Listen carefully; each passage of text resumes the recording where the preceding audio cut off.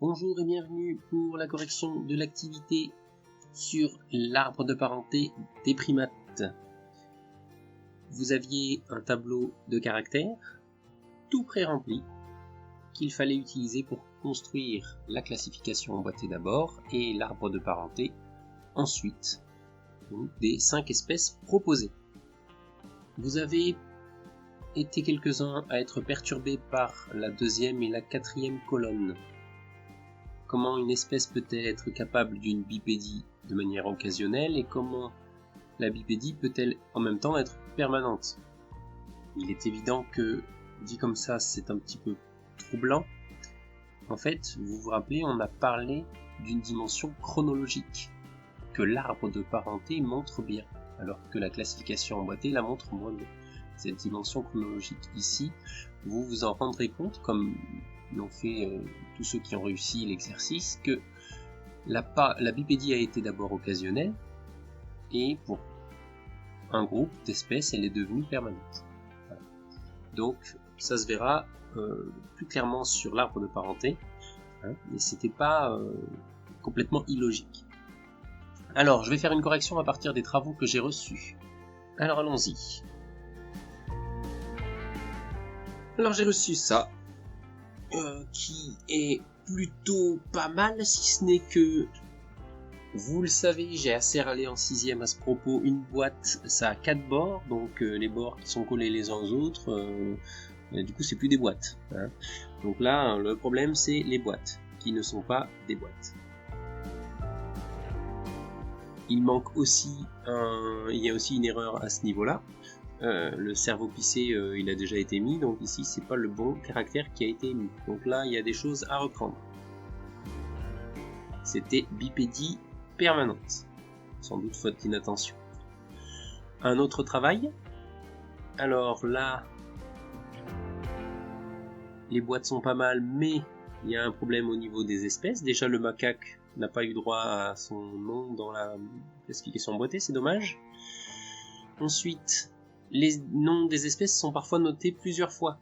Alors attention, ça on a dit, chaque espèce, certes, possède plusieurs attributs, mais on ne va noter son nom qu'une fois, puisque en la mettant ici, par exemple l'espèce humaine, si vous la mettez dans bipédie permanente, comme la boîte bipédie permanente est aussi dans la boîte capable de bipédie occasionnelle, coccyx à la place de la queue, cerveau plissé et doigt terminé par des ongles, en fait l'espèce humaine possède tous les attributs puisque elle est dans toutes les boîtes à la fois, du fait de l'emboîtement des boîtes. Donc attention, le nom des espèces ne doit être noté qu'une fois. Voilà, donc là, il faut rectifier et effacer tous les endroits où les noms des espèces ne doivent pas être notés. Chaque espèce ne voit son nom écrit dans les boîtes qu'une seule fois, au bon endroit. Donc à rectifier. Et il faut rajouter le macaque. Alors ici, globalement, c'est presque tout juste. Juste, les noms ont eu droit à des petits carrés en plus. Je comprends pas trop pourquoi. Il n'y a pas besoin. Vous écrivez simplement le nom de l'espèce dans la boîte qui correspond. Donc là, le petit carré autour de macaque, il n'y avait pas besoin. Autour de gorille non plus. Autour de chimpanzé. Mais sinon, c'était presque bon. Ici, un exemple qui est tout juste. C'est très bien. Un autre, tout juste aussi. Très bien. Un dernier, parfait, avec des bordures en couleur pour que ce soit plus visible et plus clair. C'est très bien. Donc, passons aux arbres maintenant.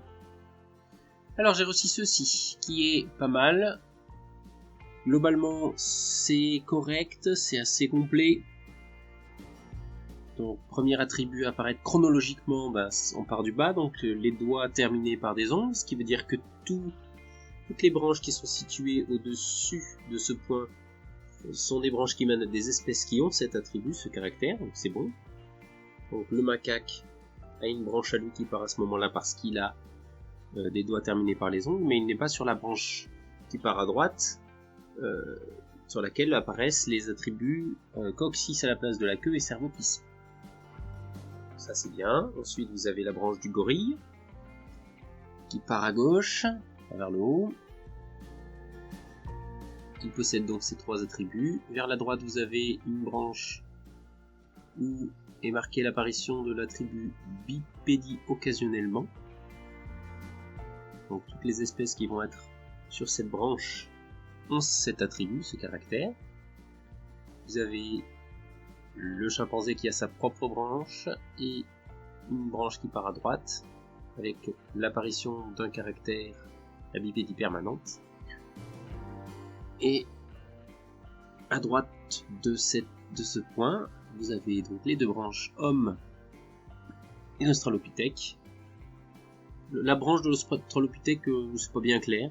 On voit qu'il y a un essai de branche un peu... En fait, c'est toute la fin de cet arbre qui est bizarre. La branche principale se transforme en flèche. Bon, ça, c'est très bizarre. Donc, regardez bien comment on a fait. Il y a une chronologie. Du bas vers le haut, on va vers le présent. Mais là, la fin de cette branche-là est à revoir. Donc, la branche de l'australopithèque doit être plus nette. Elle ne va pas jusqu'en haut, on est d'accord, puisque l'espèce est une espèce éteinte. Par contre, il n'y a pas de raison que cette branche se termine en pointe avec le présent noté comme ça. Un autre exemple, alors là qui est semblable mais plus clair. Voilà, donc là on a quelque chose de correct. C'est tout juste, quand je dis que c'est correct, c'est que c'est tout juste. Avec la branche de l'australopithèque qui ne va pas jusqu'en haut. Il faut bien que les 4 autres branches qui représentent des espèces qui existent aujourd'hui soient au même niveau. Là, l'homme est un petit peu en dessous, mais c'est pas grave. C'est pas grave. Disons que globalement, c'est correct. Alors, il y a un fou furieux de la 3ème 5 qui a piqué... fou furieux. C'est gentil, hein. Qui a piqué mon arbre et qui l'a détourné, qui l'a utilisé, et en fait, ça collait très bien, puisque c'était... strictement la même structure, donc on a tout juste. Parfait. Parfait. Et un dernier arbre qui est lui aussi tout juste, donc c'est très bien. Juste peut-être une remarque sur la flèche du temps, c'est du passé vers le présent, donc pas de pointe vers le bas. Voilà, mais sinon, c'est très bien. Bravo. Bravo à tous pour vos arbres. C'est du bon boulot. Bon. Eh bien, il ne me reste plus qu'une chose à faire. Un bilan. Alors c'est parti. Donc, quelques phrases pour retenir l'essentiel de cette activité. Donc déjà, parmi les mammifères, l'homme appartient au groupe des primates.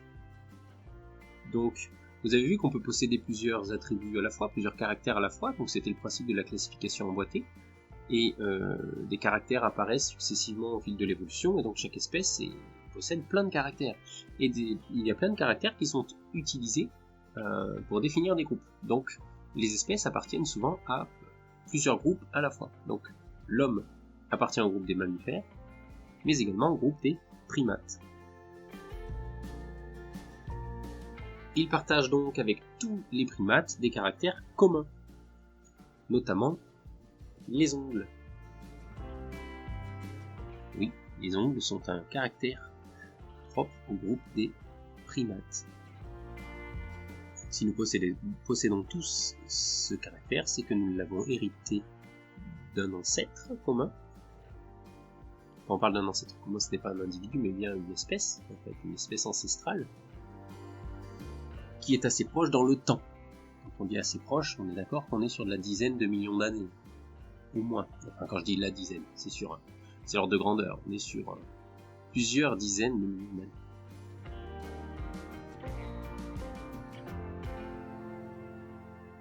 Parmi les primates actuels, celui qui partage le plus de caractères avec l'homme et le chimpanzé, c'est donc son parent le plus proche. C'est l'espèce la plus proche de l'homme. Et on ne dit pas que c'est notre ancêtre. Parfois on entend la formule « l'homme descend du singe ». Grosse erreur. Si par singe on entend primate, alors il faut dire « l'homme est un singe ».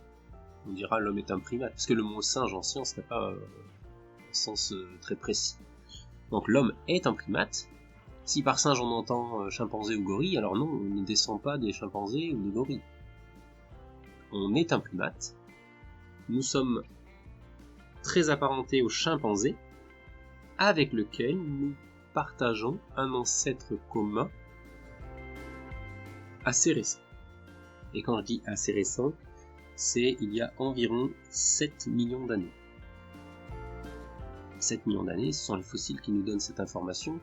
Régulièrement, quand on trouve un nouveau fossile, cet âge peut être réajusté.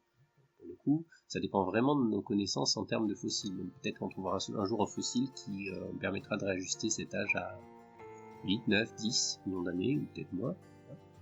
Voilà. Et donc, ce qui a vécu il y a 7 millions d'années, c'est pas le chimpanzé. C'est l'ancêtre qui a donné naissance, l'espèce ancestrale qui a donné naissance à l'espèce humaine, même à toute la branche dont fait partie l'espèce humaine, et à la branche du groupe d'espèces chimpanzés, du bonobo. Voilà. Donc, c'est un ancêtre qui a vécu il y a 7 millions d'années. On peut dire qu'on descend de cet ancêtre-là, mais on peut pas dire qu'on descend du chimpanzé, puisque le chimpanzé serait plutôt une espèce cousine, en fait. Hein. Donc, on ne descend pas du chimpanzé. C'est très important. Hein. Pas dire on descend du singe. Cette formule, elle est complètement fausse et à plusieurs égards.